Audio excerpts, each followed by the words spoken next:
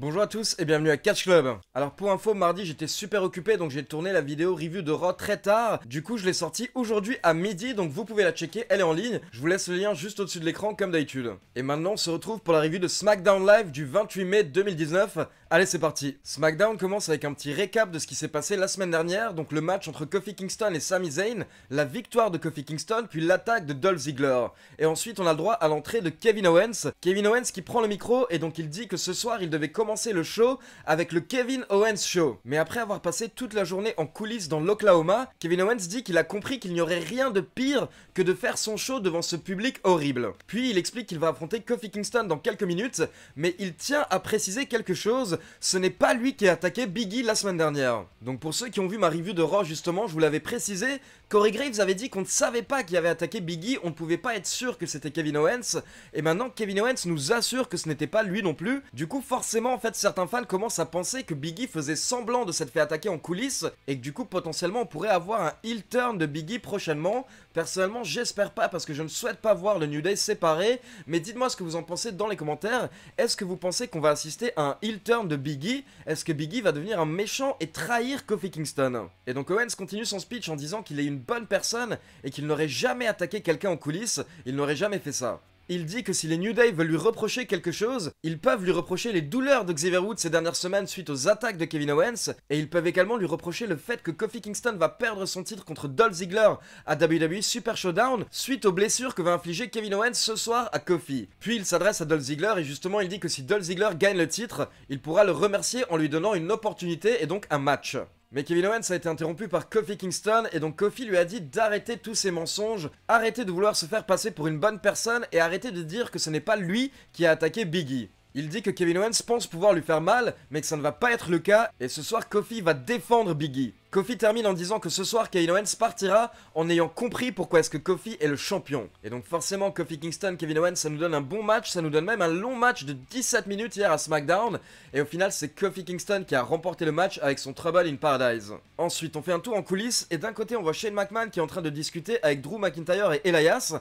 D'un autre côté on voit R-Truth qui est en train de courir partout et d'essayer de se cacher avec Carmella. Et ensuite on retourne dans le ring où on a le droit à une interview de Daniel Bryan par Kayla Braxton. Et donc Rowan est également présent. Et Daniel Bryan commence à expliquer à quel point la division par équipe de SmackDown est une blague. Mais il dit que Rowan et lui ne sont pas des blagues, car eux ils ont dédié leur vie au fait d'être les champions de la planète. Ensuite il a commencé à insulter le public en les traitant de personnes obèses et ignorantes qui mangent toutes les belles créatures de la Terre. Il dit qu'actuellement Rowan et lui ont deux missions, sauver la division par équipe de SmackDown et sauver la planète. Bryan dit en gros qu'il n'y a pas de concurrence, il n'y a pas de compétition à SmackDown, mais à ce moment-là Kayla Braxton lui dit qu'elle connaît une équipe qui souhaite les affronter, et là on a le droit à l'entrée de Heavy Machinery qu'on n'avait plus vu depuis quelques temps. Donc Otis et Tucker rentrent dans le ring et ils lancent un challenge à Bryan et à Rowan. Et donc Bryan prend le micro, il dit qu'il accepte le challenge de Heavy Machinery, mais pas ce soir dans cette sale ville à Oklahoma. Puis Daniel Bryan et Rowan ont quitté le ring, donc voilà, prochainement on aura le droit à un match Bryan et Rowan contre les Heavy Machinery. Ensuite, en coulisses, on retrouve Mandy Rose et Sonya Deville, et donc Mandy Rose est en train de donner des copies de Muscle & Fitness Magazine,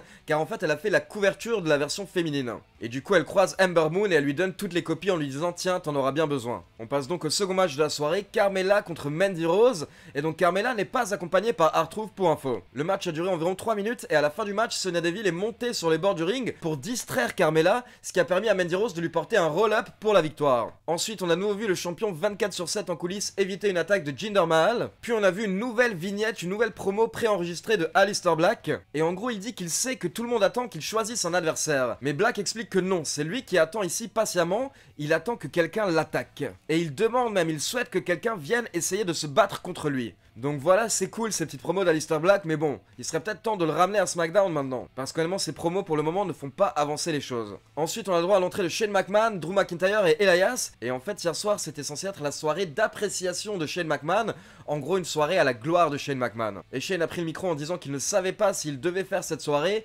car vraiment il a du mal à accepter les compliments et c'est quelqu'un de très humble. Ensuite on a eu le droit à une petite vidéo des meilleurs moments de Shane McMahon, et donc Shane dit qu'il dédie cette vidéo à Roman Reigns, puis il dit qu'il en a marre en fait de voir Roman Reigns se balader en coulisses comme si c'était chez lui. Il dit que non seulement il va battre Roman Reigns lors de WWE Super Showdown, mais il va également lui apprendre ce que c'est le respect. Puis Elias prend le micro pour dire à quel point Shane McMahon est puissant, du coup il a écrit une chanson à la gloire de Shane McMahon, et il commence à chanter, mais à ce moment-là en fait R-Truth débarque sur le ring et il est suivi par Drake Maverick et un arbitre. Et là on a eu droit à un petit match de 10 secondes avec 2 prises et au final R-Truth a battu Drake Maverick. Mais clairement Shane McMahon n'a pas apprécié l'interruption et donc il demande au champion s'il se moque de lui. À ce moment-là ils ont attaqué R-Truth qui s'est pris un drift away de Elias et un Claymore kick de Drew McIntyre, puis Elias l'a couvert pour devenir le nouveau champion 24/7. À ce moment-là, Shane a dit à Elias que c'était un génie, puis d'un coup il a eu une idée. Il a dit que ce soir on aura le droit à un match Elias et Drew McIntyre contre Roman Reigns et R-Truth, et pour info, les règles du championnat 24/7 sont suspendues jusqu'à la fin du match, comme ça Elias peut se concentrer sur la préparation du match.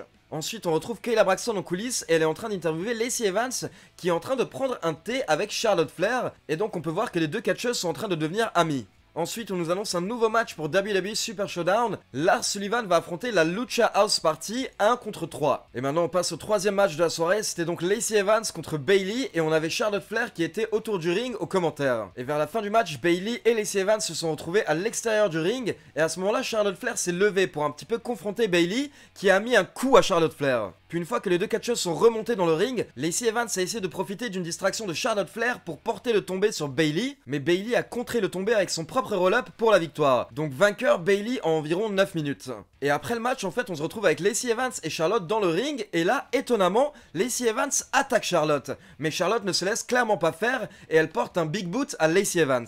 Donc voilà, on va dire que ça a été une alliance de courte durée. Ensuite, on a le droit à une grosse annonce. En effet, lundi prochain, lors de Raw, Goldberg et The Undertaker seront présents. Donc épisode à ne pas manquer. Puis on a eu le droit à 2 vidéos qui hypaient le match entre Triple H et Randy Orton à WWE Super Showdown, et une interview en coulisses de Andrade Almas qui se moquait un petit peu de Finn Balor et qui hypait également leur match à WWE Super Showdown. Et donc on passe au main event de la soirée, Elias et Drew McIntyre contre Roman Reigns et R-Truth. Et pour info, lors de son entrée, R-Truth s'est fait attaquer par Shane McMahon et sa bande. Mais au final, Roman Reigns est intervenu et donc le match a débuté. Et donc à la fin du match, on a eu le droit à un Roman Reigns en feu qui s'est occupé un petit peu de tout le monde. Il a porté son drive-by sur Elias, ensuite il a porté un coup de poing à Shane McMahon, et il a terminé le match sur un spear pour la victoire. Donc vainqueur Roman Reigns et R-Truth. Puis une fois que le match était terminé, Roman Reigns a porté un nouveau spear sur Elias, et là d'un coup il a regardé R-Truth et lui a dit bah vas-y couvre-le. Et donc R-Truth a couvert Elias et il est redevenu champion 24/7. Donc voilà, honnêtement c'était un moment assez cool pour terminer le show, mais comme je le tiens à le préciser, au final c'est pas vraiment cette ceinture qui est intéressante actuellement, c'est R-Truth qui est super marrant et drôle, et je veux dire ça il l'a toujours été. Rien que le fait qu'il soit persuadé qu'il est champion européen, moi honnêtement ça me fait mourir de rire. Donc voilà, c'était un épisode assez correct de SmackDown, rien de particulier, on avance tout doucement vers WWE Super Showdown. N'hésitez pas à me dire ce que vous avez pensé de SmackDown dans les commentaires. Et donc par rapport au sondage que j'avais mis pour le voyage à WrestleMania 36 l'année prochaine, clairement vous avez plus voté en majorité pour le voyage 5 jours concentré 100% catch. Donc voilà, on va plutôt partir sur cette base avec Yann. Mais donc je vais déjà répondre à une question parce qu'on me la pose beaucoup dans les commentaires. Pour info, pour participer au voyage, il faut être majeur, il faut avoir 18 ans. Mais si vous avez entre 16 ans et 18 ans, à ce moment-là, il faut une autorisation parentale. Par contre, si vous avez moins de 16 ans, à ce moment-là, il faut être accompagné par un parent. Donc voilà, comme ça au moins vous avez la réponse. Et donc pour info, concernant toutes les informations par rapport au voyage et les inscriptions, je ferai une vidéo normalement le mois prochain, une fois que nous de notre côté on aura toutes les infos pour le voyage. Et donc je vous présenterai le contenu du voyage, le tarif, et à ce moment là j'ouvrirai les inscriptions qui se feront par mail. Et donc pour info, ce sera premier arrivé, premier servi. Et donc juste pour que vous le sachiez, l'année dernière le voyage s'est rempli en 48 heures. J'avais le groupe de 12 personnes qui sont partis avec nous cette année à New York en 48 heures. Donc voilà, il faudra être très rapide pour ceux qui sont intéressés pour venir avec Yann et moi l'année prochaine à WrestleMania 36 à Tampa en Floride. Et sinon, dernière petite info, actuellement pour fêter les 50 000 abonnés, je suis en train de refaire la boutique Catch Club. Du coup vous allez retrouver quelques nouveaux modèles au niveau des t-shirts, et il faut savoir également que le prix de tous les items Catch Club vont baisser, parce que voilà, j'ai un petit peu changé la boutique, et à côté de ça j'ai écouté vos commentaires.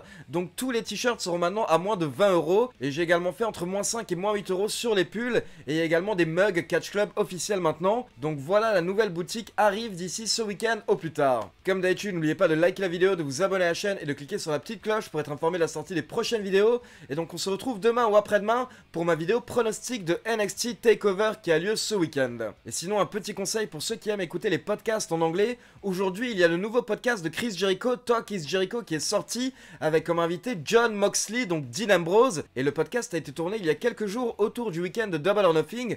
Donc voilà, j'imagine qu'il y a plein d'infos et plein de scoops dans l'interview. Moi je l'ai pas encore écouté, mais je vais me la faire ce soir et je vous la conseille à tous. Ciao tout le monde!